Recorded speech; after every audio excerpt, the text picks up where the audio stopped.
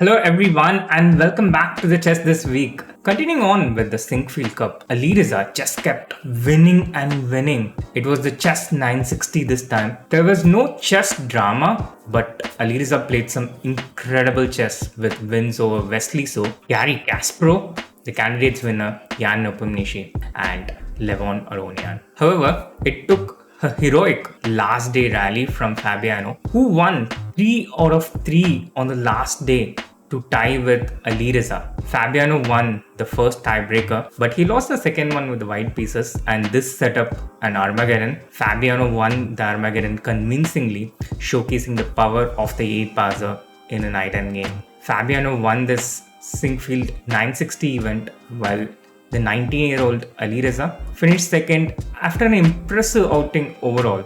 He won the Rapid and Blitz, he won the Classical, and he finished joint first in the 960, finishing second after the tiebreak. However, at the other end of the spectrum, we can see how cruel chess can be as the former world champion and one of the greatest of all time. The 59-year-old Garry Kasparov managed only a solitary draw out of 9 games. Moving on to the CGC, the Chess.com Global Chess Championship. This was a mixed event for the Indians. It started with thrilling win by Nihal Sarin over Rauf Mamedov. This match went right into the Armageddon, which used a novel system. It was no longer the previous 5 minutes for white versus 4 minutes for black. Instead, the player could bid with how much time they are ready to play with the black pieces, while white had a constant 15 minutes.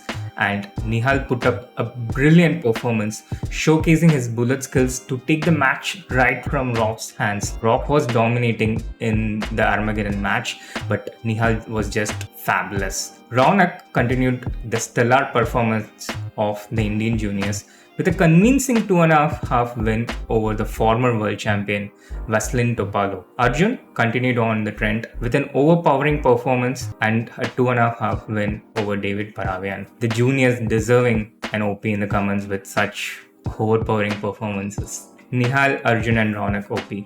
This sets up some delicious encounters in the round of 32, with Nihal set to take on another former world champion Vladimir Kramnik, Arjun taking on Rajabo, and Ronak taking on Anish Giri. So these matches are expected to take place next week. It's going to be the juniors against the Wolfpack and Nihal against Kramnik. This is going to be some very exciting encounters. Once again, I'll be out there on chess.com India. So do catch me there. We had some heartbreaking performances in the Chess.com Global Championship, though. It was not all sunshine and rainbows. The 5-time world champion, the legend Vishy Anand, had a shocking loss against Grandmaster Pavel Punkrato. Once again, Vishy had a very nice advantage with the white pieces in the first game, which he failed to convert. A shock loss in the second game, and he again had the better of the third game, which ended in a draw. He won on demand with the black pieces in the fourth game, but curiously, he chose to bid with just 7 minutes with the black pieces in the Armageddon encounter. So it became a matchup of 7 minutes versus 15 minutes,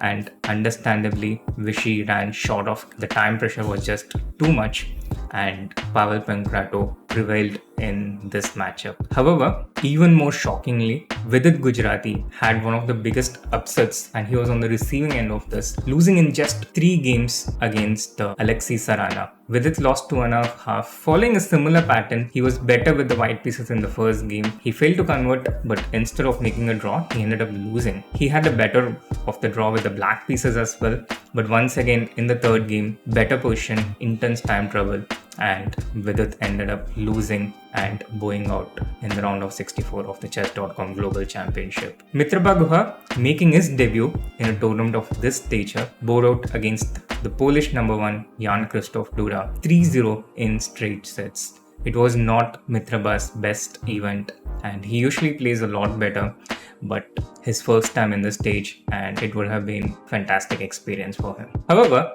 there is absolutely no shortage of good news for Indian chess, as Pranav Anand not only became the 76th Grandmaster of India, but he also won the World Under-16 Championship.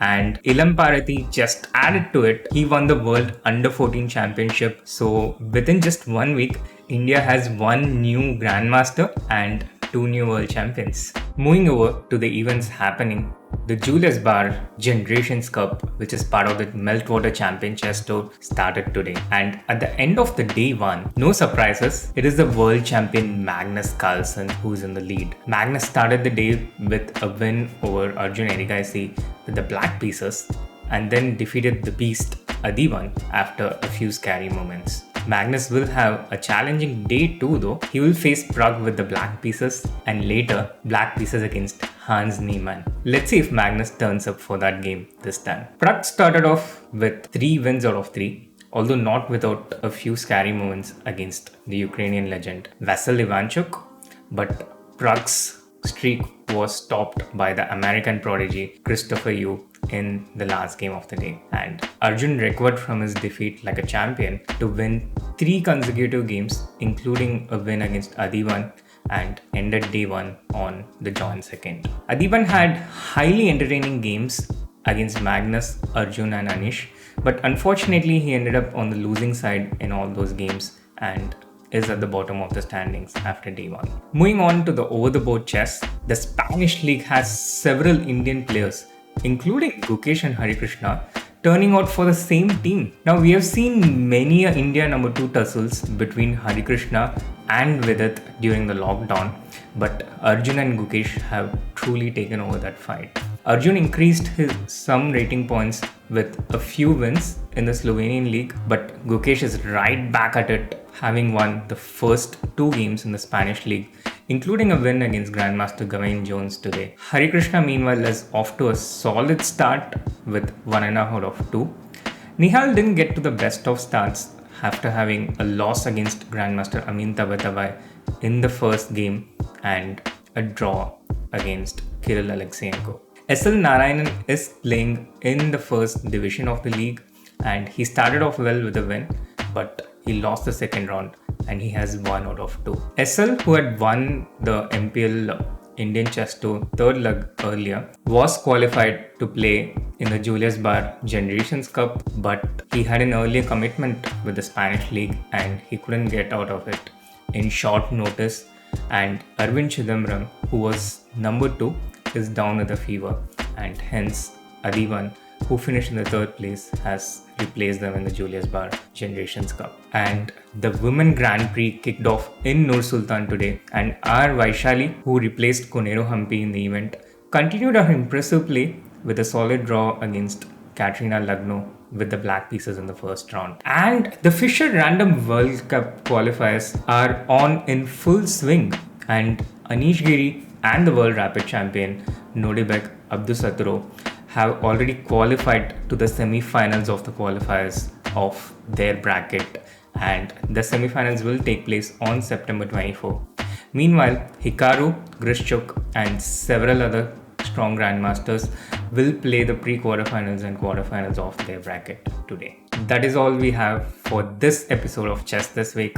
If you like this episode, don't forget to hit that like button so it reaches more people, and subscribe to the channel if you haven't for more such updates. See you all next week.